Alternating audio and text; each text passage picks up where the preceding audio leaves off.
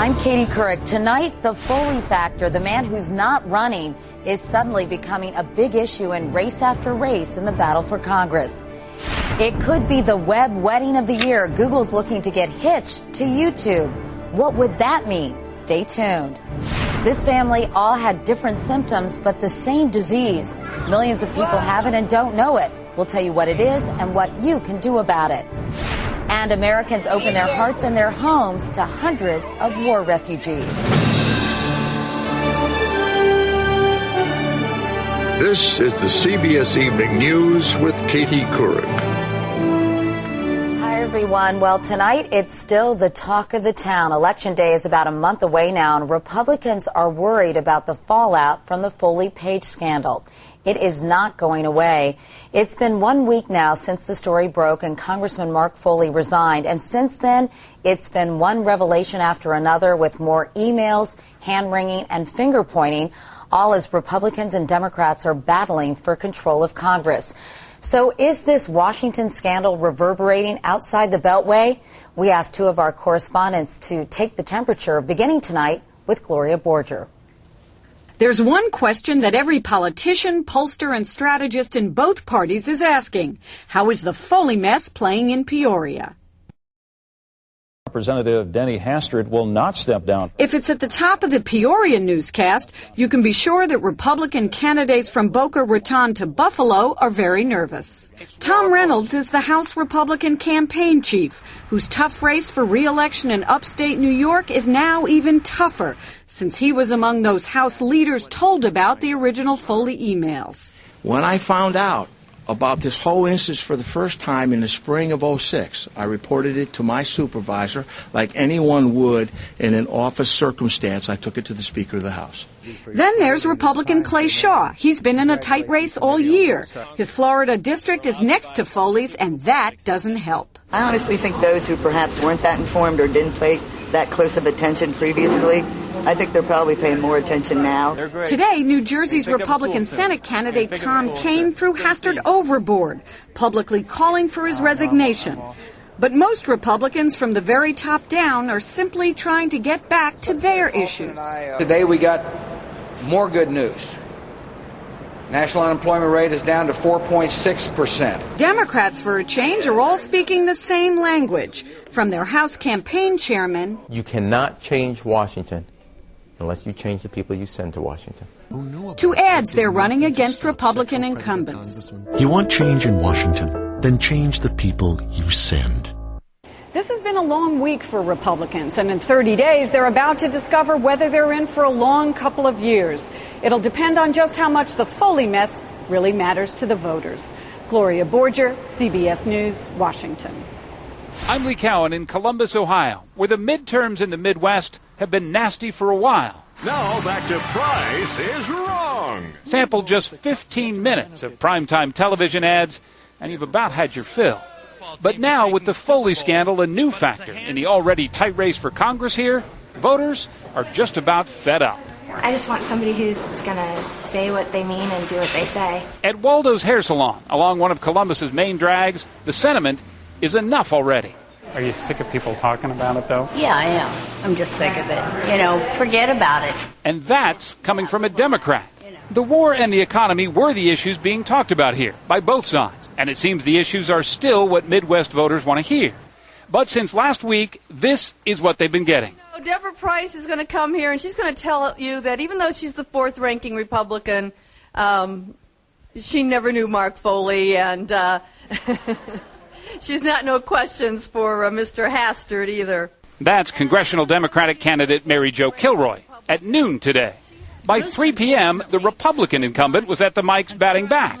National Democrats today are blatantly politicizing the resignation of former Representative Mark Foley. Both sides here are worried that at the very least the Foley scandal will affect voter turnout for these midterm elections, that it may end up being some kind of rationale for voter apathy for both Republicans and Democrats.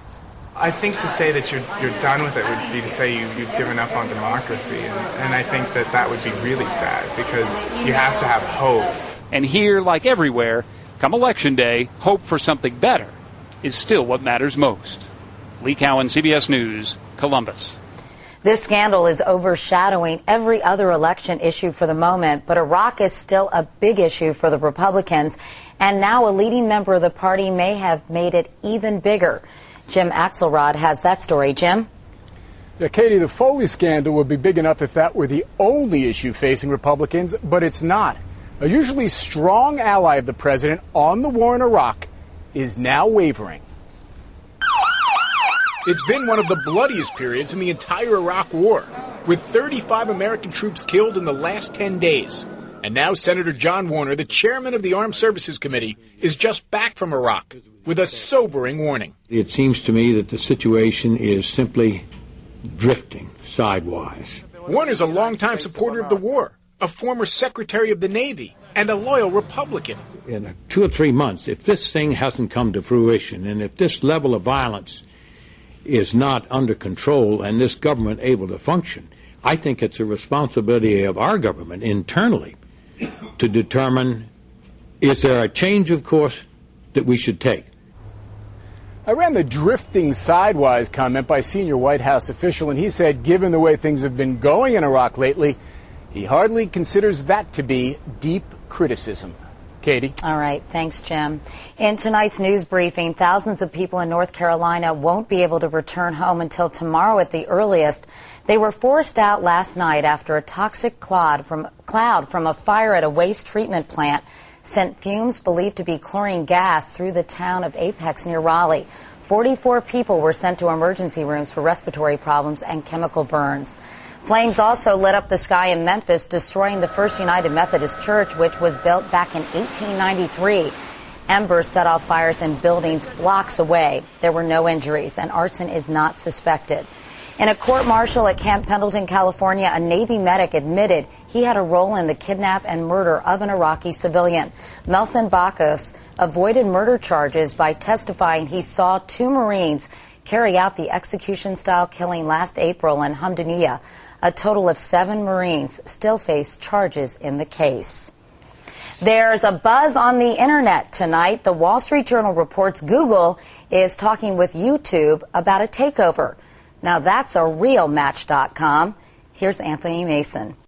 It's an online video bazaar of bizarre home movies, old TV clips, stupid pet tricks, and political gas. This fella here over here with the yellow shirt, Macaca, or whatever his name is. YouTube has quickly become a must-see social phenomenon. Google was watching, the internet giants reportedly ready to pay $1.6 billion for a website that didn't even exist until a year and a half ago.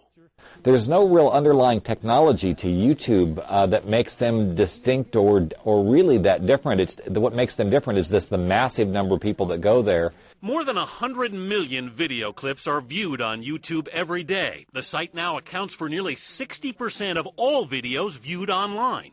YouTube was the brainchild of Chad Hurley and Steve Chen, 2 guys just trying to share their home movies. When we first started, it was just trying to share these clips with one another, and we started meeting actually in Chad's garage in Menlo Park. Virtually anyone can post a video on YouTube, and you can put anything you want on the site except pornography. We recorded this afternoon, and minutes later, it was on the website for the world to see. But that's raised some serious copyright questions. When photographer Robert Turr saw his shots of the 1992 LA riots had been uploaded to YouTube without his permission, he sued.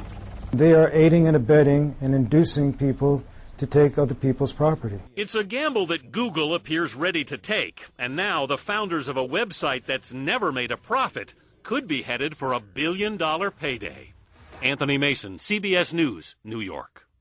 And there's a lot more news the minute you want it on our website. You'll find it at cbsnews.com. And still ahead on the CBS Evening News, this family was getting sicker and sicker till they found out they had a disease millions of people have but don't know about.